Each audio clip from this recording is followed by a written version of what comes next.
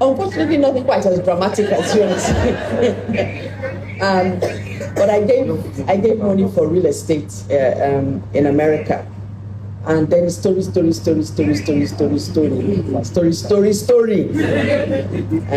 began. It was one of the worst investments I ever made in my life.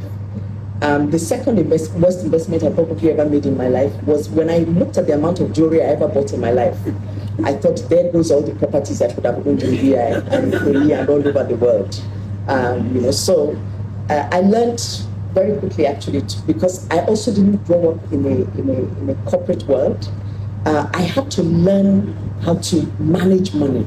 I had to learn how to invest money and discipline myself to invest money. So the first piece of land I ever bought in my life, I think I was 23 when I bought it. I met a woman who said to me, "You are buying jewelry. How many plots of land do you have?" And honestly, it was such a reset for me that I realized that jewelry was the least of my worries. Instead of that, I should be buying land, income-generating assets. That was what I then termed them. And then I started buying land.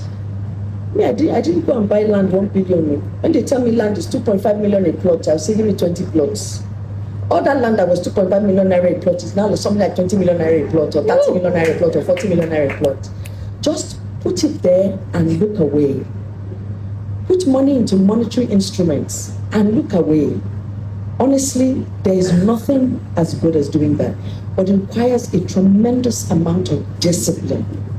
You cannot be wealthy without discipline. Money comes, money goes. You need to know exactly what you're doing, what you're spending, and don't spend your capital. And I also used to take a lot of loans, because loans meant my reputation would be at stake. It meant that my family's reputation would be at stake. It meant that my business reputation would be at stake.